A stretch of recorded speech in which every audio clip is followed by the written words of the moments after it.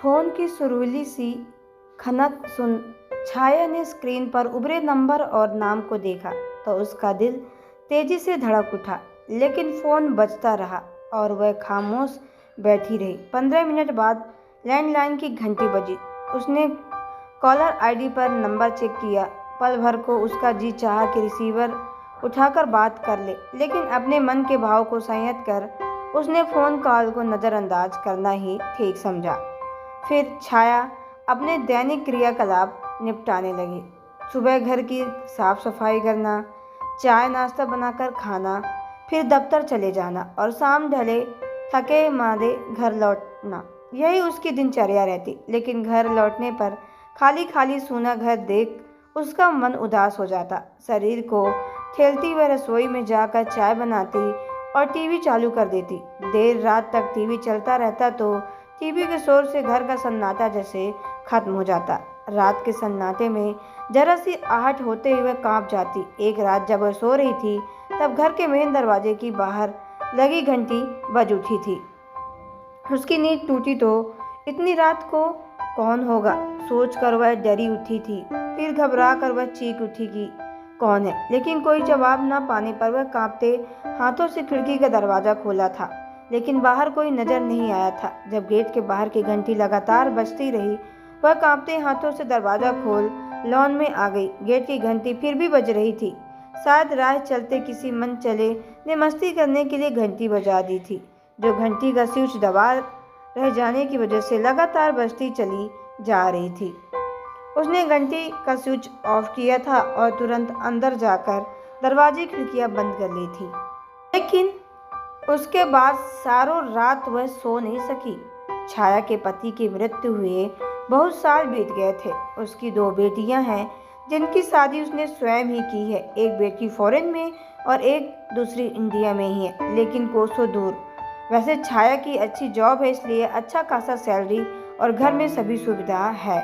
सुबह से शाम कैसे हो जाती है छाया को पता नहीं चलता, लेकिन शाम ढले अकेलापन घर में आना उसे तन मन से थका देता है। बेटियों से रोज बातचीत होती है, लेकिन वो दोनों अपनी गृहस्थी में बिजी हैं, इसलिए ज़्यादा वक्त नहीं दे पाती।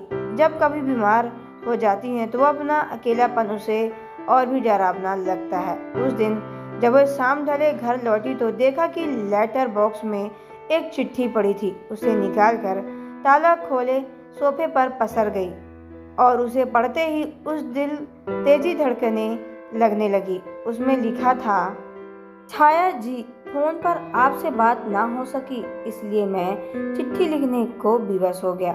फिर मेरे दिल में भावनाओं का जो ज्वार उमड़ रहा है उसकी सच्ची अभिव्यक्ति चिट्ठी द्वारा ही संभव है। मात्र 3 वर्षों के वैवाहिक जीवन के बाद मेरी पत्नी का निधन हो गया था। तब से अपनी एकमात्र संतान अपने बेटे की परवरिश अकेले ही करी है। मैंने मन में कभी ब्याह का ख्याल नहीं आया, लेकिन जीवन के इस मोड़ पर आपसे मिला तो इच्छा जाग उठी कि अपने जीवन में आपको शामिल कर सकूं। मैंने अपने बेटे के बराबर आग्रह करने पर ही जीवन संध्या में किसी को विषय में सोचना शुरू किया है। अगले साल जॉब से रिटायर हो जाऊंगा तो अच्छा खासा पेंशन मिलेगी। इसके अलावा काफ़ी चलप अचल संपत्ति भी मालिक हूँ और स्वास्थ्य के दृष्टिकोण से पूर्णतः स्वस्थ और फिट हूँ। आजकल आपके बारे में सोचता रहता हूँ। मैं जानता हूँ कि संसार क्या कहेगी, परिवार क्या सोचेगा। मात्र इस सोच के चलते चुप्पी साधे हुए, जबकि खुश रहना, हंसना और नीरस जिंदगी में बाहर लाना कोई पाप नहीं है। अजीत छाया पत्र बंद करके एक सरका दिया, लेकिन लिखने वाले ने अपनी भावनाओं को खुलेपन व्यक्त किया था, इसलिए उससे संवेदना के तार झनझना उठे थे। रात में खाना खाने के बाद वह टीवी देखने में बिजी थी कि आप जैसा सोचते हो वैसा होना बिल्कुल भी संभव नहीं है। मैं अपने जीवन में खुश हूँ और संतुष्ट हूँ। मैं अकेली नहीं हूँ, मेरा भरा पूरा परिवार है। इतना कहकर उसने फोन काट दिया था और टीवी बंद कर पलंग पर लेट गई थी। काफ़ी देर तक वह जागती रही, फिर न जाने कब उसकी छटपटाहट को नींद से दबोच लिया था। अगले दिन रोज की तरह दफ्तर के काम को निपटा कर वह शाम ढले घर के लिए निकलने को ही की थी कि उसके सामने एकाएक उपस्थित होकर वो शख्स को देखकर वह चौंक गई थी। आप? हाँ मुझे आना ही पड़ा। आपको अचानक क्या हो गया है? पहले हाँ, फिर एकदम चुप्पी साध लेना।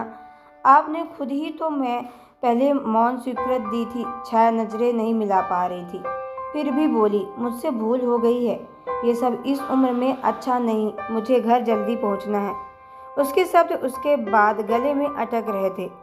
आप क्यों संदेशों आशंकाओं से घिर कर अपने आप को आहत कर रही हैं? प्लीज, मुझे किसी रिश्ते संबंध के दल में नहीं फंसना है। छाया झुंझला उठी थी। घर वापस आकर निढाल सी सोफे पर बैठ गई। चाय पीने की इच्छा थी, लेकिन बनाने का मन नहीं कर रहा था। वह सोच रही थी कि जिंदगी में शून्याकाश, एकाकी तारे कैसी स्थिति हो गए। उसकी वैसे जीवन में आए एकाकीपन से कष्टों को धूप उसके लावण्य को छुलझा रही थी। एक दिन दफ्तर की एक पार्टी के दौरान छाया ने अपने लंबे बाल खुले रख छोड़े थे, जिन्हें देखकर उसकी सहयोगी सखिया हैरान हो गई। उसने नित्या प्रति बंधे जुड़े उन्मुक्त लंबे बाल को कंधों पर बिखरे थे। उन्हें देखकर एक बोली थी, आपके बाल हैं ये लहराता बल खाता झरना। छाया जी, आप अपनी उम्र में छोटी स्मार्ट दिखती हैं। शारीरिक रूप से आप बिल्कुल स्वस्थ हैं। फिर बातें ही इतनी। छाया को दोहरा विवाह में सलाह भी दी डाली थी। छाया को बहुत अटपटा लगा था और हास परिहास, लेकिन 2-4 दिन बाद उसे फिर से ऐसे वाक्य सुनने को मिले थे। एक दिन तो अचानक से छाया के दफ्तर पे सहकर्मी उसके सामने अपने एक दोस्त अतीत को लेकर उपस्थित हो गया था और बिना किसी भूमिका के उसने विवाह प्रस्ताव उसके सामने रख दिया था। अजीत ने उसके सामने बैठकर स्वयं ही अपना परिचय दिया था कि वह प्रतिष्ठित उच्च पद पर है, पत्नी को मृत्यु हुई है, कई वर्ष बीत चुके हैं, एक डॉक्टर बेटा है, विवाहित है और 2 छोटे बच्चे हैं जो बच्चों के पापा हैं।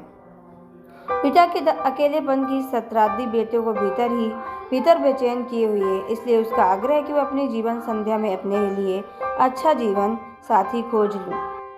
अजीत का यह आकस्मिक प्रस्ताव छाया को असंतुलित करा गया है, लेकिन उसके बाद से अजीत के फोन छाया के पास बाहर लगाने लगे हैं। छाया कभी संक्षिप्त वार्तालाप कर फोन बंद कर लिया करती थी, कभी रिसीव ही नहीं करती थी, कभी फोन उठाती लेकिन मुंह से बोल ना निकलते। खामोशी की भी अपनी ही जबान होती है, जिसे फोन करने वाला तुरंत समझ जाता था। लेकिन जिस हाँ को अजीत सुनना चाहता था वह सहमति नारादर रहती। छाया की ससुराल की तरफ से तो कोई रिश्तेदारी नहीं था। मायके में पिताजी थे और 2 भाई थे। उसने अपनी भाभी से अतीत के प्रस्ताव के बारे में बात की थी तो बात पूरे घर में फैल गई थी। किसी भी तरह से अच्छा रिस्पांस नहीं मिला था। छाया के पिताजी तो इस बात को जानकर गुस्से में फोन पर बरस पड़े थे। तुम्हारी उस मोह माया के बंधनों से निजात पाने की है और यह बेसिर पैर के संबंध में बदने की। कुछ अध्यात्म की ओर मन लगाओ और अच्छा साहित्य पढ़ो। वक्त फालतू है तो समाज सेवा की सोचो। रिटायरमेंट के बाद खाली समय बिताने की समस्या अभी से क्यों है तुम्हारे दिमाग में? इस उम्र में स्वयं को बंधन से बांधना एकदम वाहियात बात है। घर वालों को नकारात्मक रवैया अजीत को छाया ने बता दिया था और फिर बोली थी कि आप अपने किसी अन्य साथी को खोज करिए, मैं ऐसे ही ठीक हूँ। तो दोस्तों, आपको ये स्टोरी कैसी लगी कमेंट बॉक्स पे ज़रूर बताएं। अगर आप हमारे चैनल पे नए हो तो चैनल को सब्सक्राइब करके बेल आइकन को प्रेस कर लें ताकि आने वाली सभी वीडियो का नोटिफिकेशन आपके मोबाइल पे सबसे पहले पहुंचे, क्योंकि मैं ऐसे ही वीडियो आप लोगों तक लाती रहती हूँ। तो चलिए मिलते हैं नेक्स्ट वीडियो के अंदर, तब तक के लिए धन्यवाद।